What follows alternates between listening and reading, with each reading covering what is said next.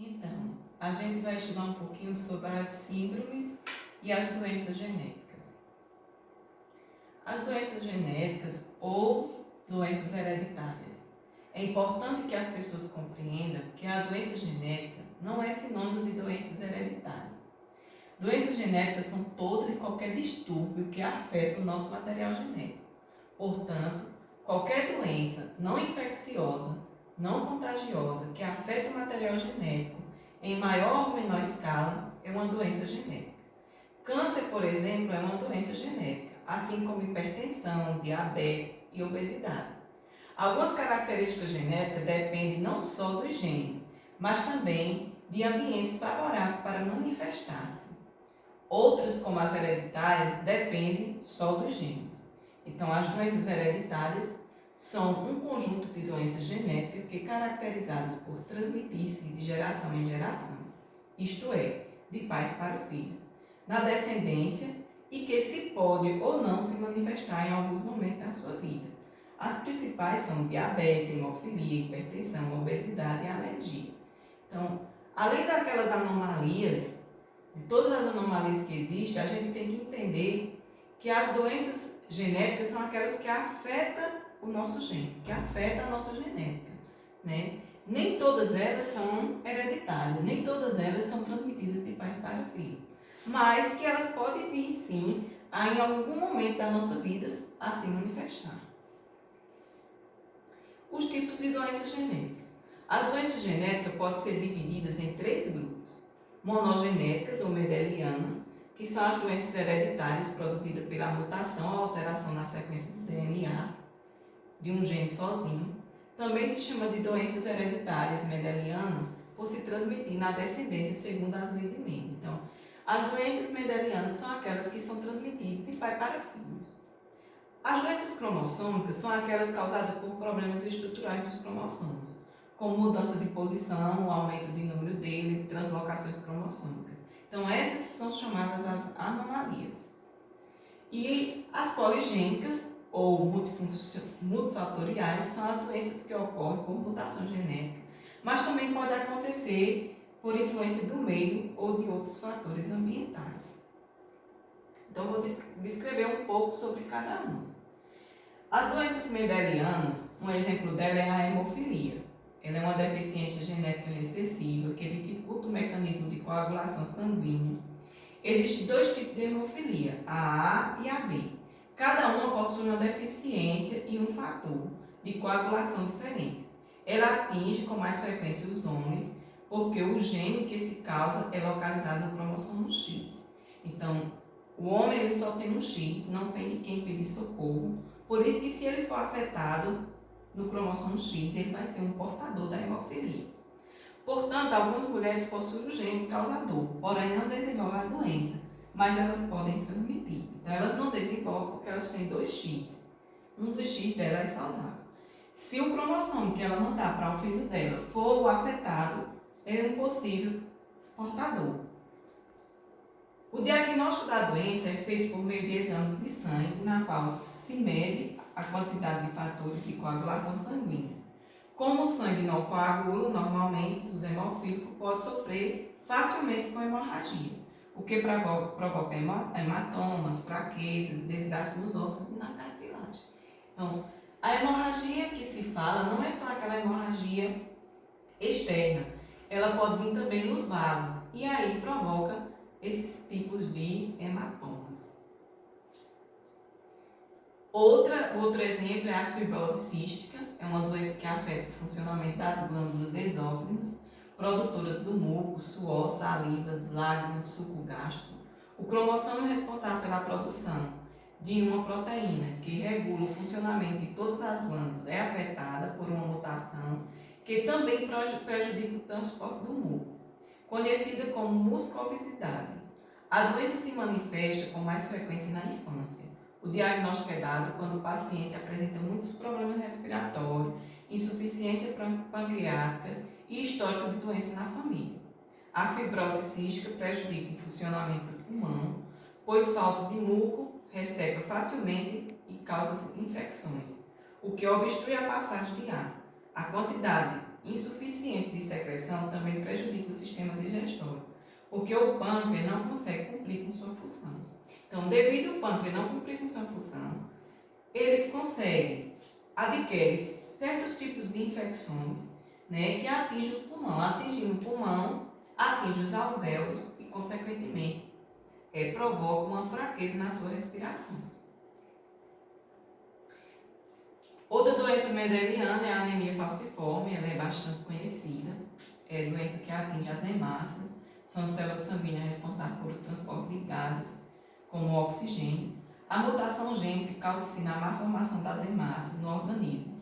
Uma parcela delas assume uma forma de foice e o transporte de gases por essas células são defeituosos e prejudica porque elas são mais frágeis e quebradiças que as hemácias normal, em forma de disco, o que diminui sua vida útil e provoca anemia, que é uma deficiência de ferro no sangue. Então, as nossas hemácias têm que ter esse formato circular, formato de um disco. As pessoas que possuem anemia falciforme, elas têm bastante de suas hemácias em forma de uma foice. Então, elas se quebram facilmente. Quando elas se quebram, provoca uma queda de ferro no organismo. Essa queda de ferro, consequentemente, provoca a anemia. Aí vem as doenças cromossômicas, que são aquelas que afetam o nosso cromossomo. Uma delas, bastante conhecida, é a síndrome de Down. Trata-se de um distúrbio genético resultado na trissonomia do cromossomo 21. Então, lá no cromossomo 21, possui 3 perninhas de cromossomos. Esse tipo específico de trissomia causa-se um retardo mental e algumas características físicas próprias. As chances de ter um bebê com síndrome de Down é maior quanto mais tarde a mulher engravidar. Apesar das características que eles desenvolvem, é comum, é importante lembrar que os portadores também herdam características físicas de seus pais, que definem a cor da pele, do cabelo, dos olhos, enfim, que caracteriza assim como qualquer outra criança. Então, não é porque ele tem uma trissonomia lá no cromossomo 21 que ele não vai por ter herança genética de seus pais. A cor da pele, o cabelo, a cor do olho vai ser uma herança genética dos pais dele. Tem essa síndrome do XYY, né, que durante a fecundação o indivíduo recebe 2 cromossomos sexual Y por causa de uma neoploidia do espermatozoide. Isso faz com que o portador tenha características comportamentais que os diferenciam. Embora não apresente uma formação específica, uma formação visível, né, a doença tem incidência maior nos presídios e nos hospícios, pois foi comprovado que os homens que têm essa síndrome mostram-se com um grau maior de agressividade. Né? Então, os homens que têm essa síndrome, eles são bastante explosivos, bastante agressivos e, consequentemente, têm mais distúrbios mentais. A outra doença cromossômica que ocorre nas meninas, que é a síndrome do X, né? Ela também é provocada por um espermatozoide, né, que se sintetiza na fecundação. A falta de um cromossomo sexual forma assim uma mulher com apenas um cromossomo X. Trata-se então de um distúrbio cromossomo estrutural. Algumas meninas são diagnosticadas na infância. Outras parcelas significativas só descobrem que é portadora da síndrome na puberdade. Por quê? Porque vai chegando o tempo dela apresentar, começar a desenvolver os hormônios, né, as glândulas dos peitos, os pelos pubianos, e aí esses sintomas, essas características não vão aparecendo. E quando leva nos endocrinologistas é que eles descobrem que são portadores do cromossomo X, que falta um X nas suas células. Aí as doenças poligênicas e multifatoriais, a pressão arterial, é a que vem com a maior característica, com maior evidência. É uma doença determinada por herança genética, é agravada por fatores como a obesidade, sedentarismo, tabagismo e estresse. É considerada perigosa porque muitas vezes seus sintomas não são sentidos. É uma doença silenciosa. Considera-se que uma pessoa hipertensa, quando sua pressão arterial é registrada acima de 14/9, né? Se o paciente não se trata, mantém maus hábitos alimentares, não se exercita, abusa do álcool, do cigarro, a doença pode se manifestar e levar a consequências muito graves, como infarto, aneurisma, problemas renais, cegueira e até morte súbita.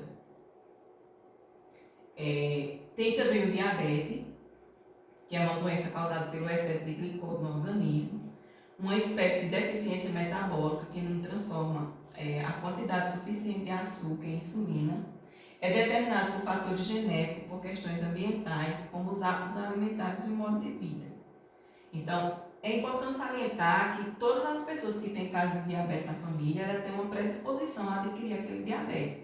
Porém, a sua alimentação, a sua qualidade de vida pode transformar a sua vida e você não se transformar no diabético no futuro. Nem todas as pessoas que têm caso de diabetes na família, todas as pessoas vão ser diabéticas. Vai depender da sua forma, dos seus hábitos alimentares, dos seus hábitos de atividade física. Divide-se em dois tipos. O tipo A, que é a primeira, causada por deficiência na célula beta do pâncreas, que produz a insulina. Já a última, que é o tipo B, é o resultado de um mecanismo que o organismo cria para inibir a ação da insulina. Acontece principalmente em pessoas obesas. Ambos os tipos se desencadeiam muito cedo, geralmente as pessoas jovens e até em crianças. Então, quando a pessoa tem realmente uma predisposição diabética genética, ela desenvolve essa beta, que ela vai diretamente inibir a produção de insulina que produz no pâncreas. E a gente tem também o mal de Alzheimer, que é uma doença degenerativa que atinge os neurônios. Costuma atingir as pessoas com mais de 65 anos. A maioria tem histórico familiar desse tipo comum de demência. As pessoas diagnosticadas com a doença de Alzheimer apresentam primeiro a perda de memória recente e depois a morte progressiva dos neurônios. Provoca mudança de comportamento e variação de humor. A herança que determina o aparecimento desse mal autossômico dominante, mais gene, só se manifesta na terceira idade, variando de pessoas para pessoa. Aumenta sua incidência com o aumento de números de velhos na população. Então, como ele só atinge as pessoas acima de 65 anos, só é atingido, a gente só encontra pessoas com mal de Alzheimer na terceira idade. Na loteria genética da vida, poucas escolhas são voluntárias, né? Então a gente escolhe o modo de vida que a gente pode levar para que não desenvolva alguns tipos de anomalia, porém tem delas que são características genéticas e que elas vão aparecer e se manifestar de uma forma ou de outra. Então, por hoje é só.